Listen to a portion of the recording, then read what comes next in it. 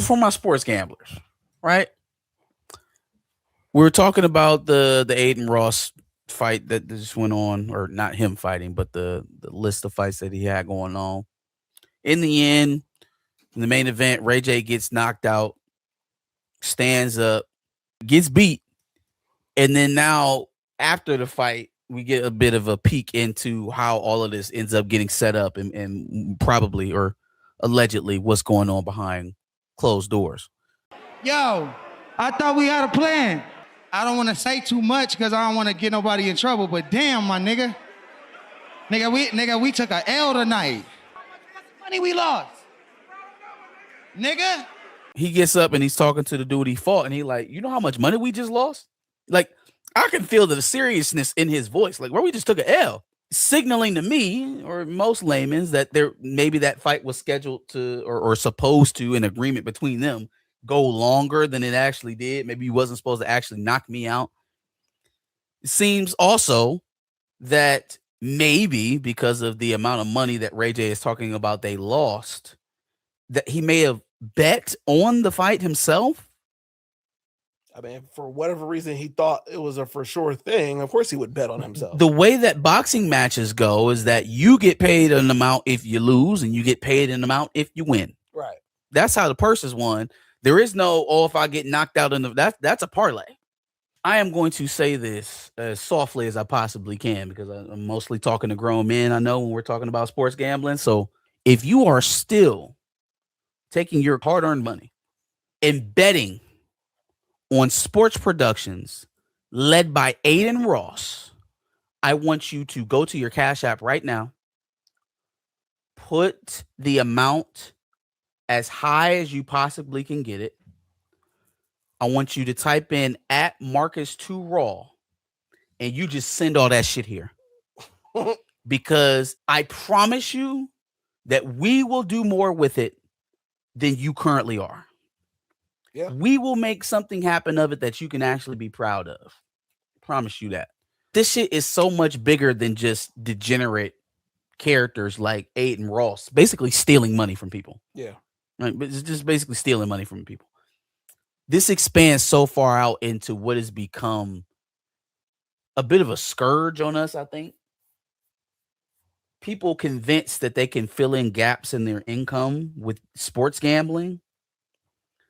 People probably, hankering an addiction that they haven't yet identified. The one thing that is constant about casinos and gambling in general is that what? The house always wins. Thank you. And so there was a time where you could go gamble at a place and maybe your experience was the trade-off for winning money. Mm-hmm. Maybe the free drinks that you got sitting at the table while you were doing it, the pretty women walking around, the camaraderie of people at the table, yep. Right? The company. Not only are those days are gone, but now this is a whole nother form of gambling that eliminates all of that eliminates having to do all of that. Yeah. This is them extracting wealth from you algorithmically. They know you will lose. And it doesn't matter how many times you think you won this year, you will lose. And the only reason why there are so many of these things popping up, Polymarket, Stake, fucking DraftKings, all of this Rain Bet, is not only because they know that they'll make their money, but they know that they can easily convince you that you'll make some money. I'm trying to stop short of telling you that if you are a habitual sports gambler, that you're a moron, because I don't want to hurt anybody's feelings. But what I'm telling you is that if you're a regular on those apps, they can pretty much predetermine how much money they're going to take from you in a year's time. Oh, yeah. They know it. They bank on it. And they take out whatever risk that doesn't happen. So they have a percentage of what they know won't happen. Especially if you're one of those ones that like you always on the app and the special parlays that they offer you and stuff like, oh, you got to get it here in the next 30 minutes. They know if they're offering it to you that you're going to do it and you're going to lose. That's the only reason why you're getting the update. Yes, that's the worst part about it is that the gambling and the addictions that were already there have now multiplied because now you're adding in social media and app mechanics that constantly buzz your phone to give you that dopamine. It's really bad, y'all. It's really getting to a point where, because now it's not just sports that we're gambling on either, right? Like Polymarket, things like Polymarket. You mentioned Polymarket. I won't say it's as bad as sports gambling, but the concept is exactly the same. It's people betting on, markets and things that will occur in politics, but it also gets down to very mundane things. What color of dildo is going to be thrown at the women's WNBA game tonight, right? Like, and so nobody, well, no, we've all said it, but just nobody's doing anything about it, and it lets me know that there's something uncouth going on here, right?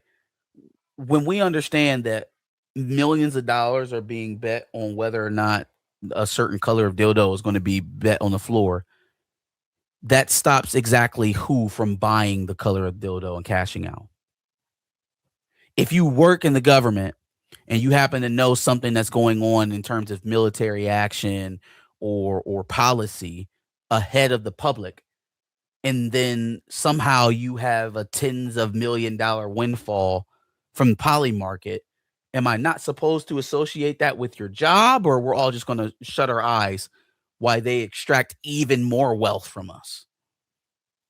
Because those are not working class people just making a payday because they found some information. Those are the same types of aides and congressmen and public officials who are already taking bribes from people to stay rich. Yeah. That's why they know how to do this in the first place. Polymarket is Trump Jr. Trump Jr. has a large stake in Polymarket. I believe it. So for them to be taking political bets is insane because your father runs the country. Oh, fam, they making so much money. Trump Trump and his wife have both done a shit coin since they've been back in the office. Yeah. They've rug pulled people twice. Yeah. They had those Trump cell phones they're supposed to be selling. Them bitches now they say, well, your deposit that you pay doesn't guarantee that you're actually going to get your phone. You're never getting that fucking phone.